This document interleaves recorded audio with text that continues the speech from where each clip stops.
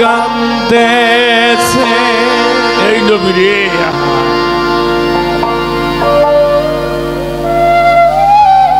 2002 সালে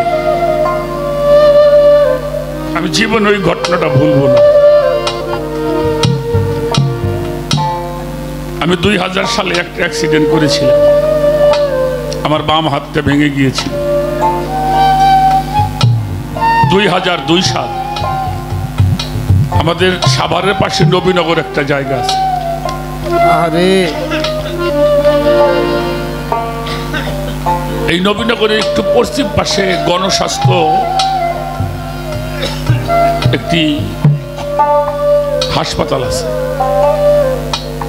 ওইখান দিয়ে একটু ভিতরে ঢুকতে হয়। আহমদ আলী কাশ্মীর ওরূপে ঘোড়া পীরের মাজার, বদর শাহ কাশ্মীর, সরি বদর শাহ কাশ্মীর।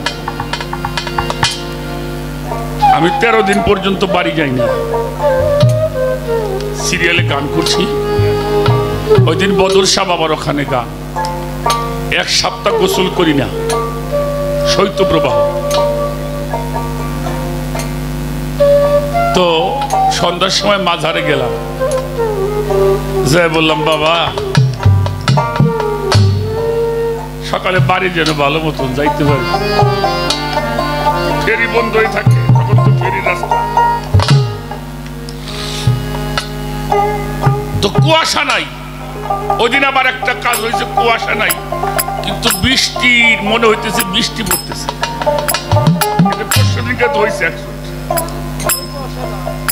কুয়াশা নাই কিন্তু অজস্র পরিমাণে মতন পরিচয় হইতেছে। আমি 4টের সময় গান শেষ, বিদায় দায়ী হয়েছি। তখন একটা নোয়া গাড়িতে চলতাম, তো ড্রাইভারকে বললাম তুমি আস্তে গাড়ি চালাবা, কারণ ওখান থেকে খুব মাটির ট্রাক চলে বাবা, ওই জায়গায় জায়গায় পিছলে হয়ে গেছে। আমার সাথে ছেলে পেলেগুলি ওরা আস্তে আস্তে গাড়ি যাইতেছে। মেন রোডে উঠছি, ঢাকা রিচার রোড, শত শত মাটির গাড়ি। ওরা যে কেমনে টানে তো দেখছে। তো আমি ড্রাইভারের, আমি এখনো আমি ঘটনাস্থলে না যাওয়া পর্যন্ত আমি গাড়ির মধ্যে ঘুমাই না, ওরা ঘুমাই পড়ে, কারণ ড্রাইভারও তো মাটির মধ্যে। আস্তে আস্তে যাচ্ছে, মেন রোডে গাড়িটা উঠছে একটু উঁচুর থেকে, মেন রোডটা একটু নিচু, কাদা হয়ে গেছে না। ও ব্রেক করছে কিন্তু গাড়ি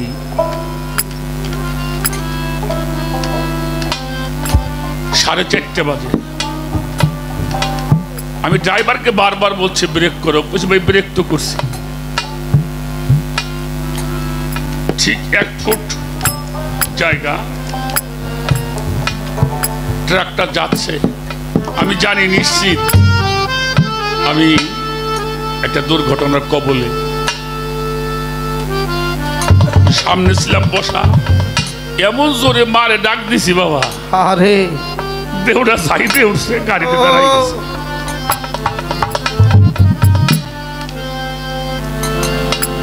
মালিকের দয়া হলো, আমি 7:15 সময় বাড়ি পৌঁছেছি। আমার বাড়ির থেকে, সরি 8:15 সময় বাড়ি পৌঁছেছি। আমার মা আছে এখনো। আমার মার আবার একটা সমস্যা আছে, এই শীতের দিনে ওনার শ্বাসকষ্ট। তো আমি খেয়াল করতেছি রাস্তার দিকে, মা বাড়ির থেকে বের হয়ে রাস্তায় আসতেছে।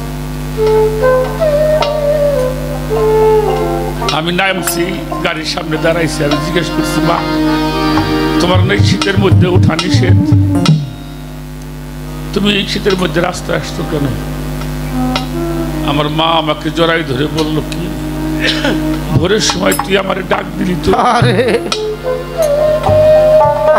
আমি শুয়ে আসছিলাম, তোর গলার আওয়াজটা পায়ে ঘরটা খুলে দেখি তুই নাই।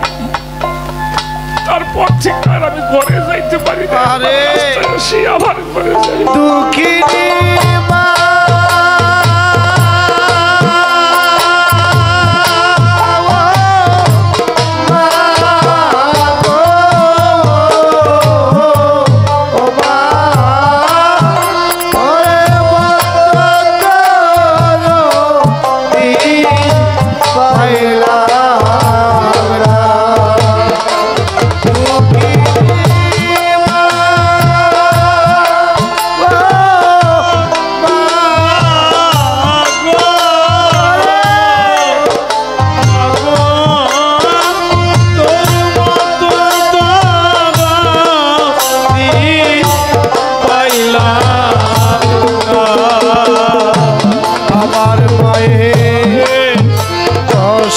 মাস 10 দিন মায়ে গর্ভে দিছে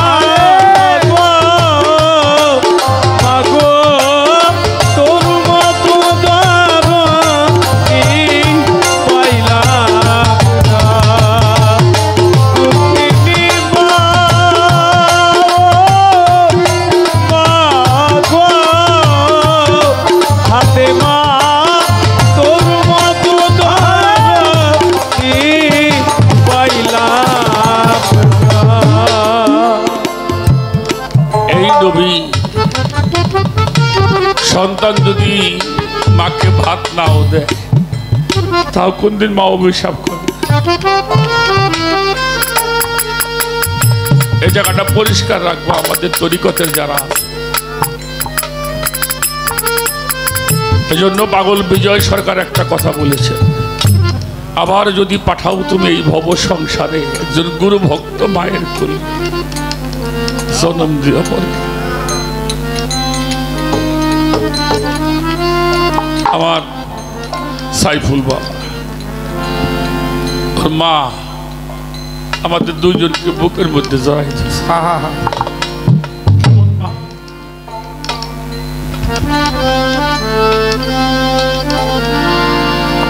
মনে যদি দোষ থাকে তাহলে সমস্যা হতেই পারে। প্রেম আকারে, প্রেম যেখানে হয় সেখানে নারী পুরুষ থাকে না, থাকে নারী পুরুষের ভাব থাকতে প্রেমিক হওয়া যায়। একজন প্রেমিক আর একজন প্রেমিককে জড়িয়ে ধরবে, এটাই সত্য কথা। এটা হতেও পারে, ছেলে হতেও পারে। কুলের ভয় করে লাভ নাই, কুল ধুয়ে আমি জল খাবো নাকি? অনেক কথা বলে ফেলেছি বাবা। আর একটা কথা আছে, কথাটা আমি সংক্ষেপ করে বলি। তুমি তোমার গুরুর সাথে কোন প্রেম করছো? যদি দাসত্ব প্রেম করে থাকো তাহলে গুরুর ছায়া বাড়াবা না, ঠিক কিনা?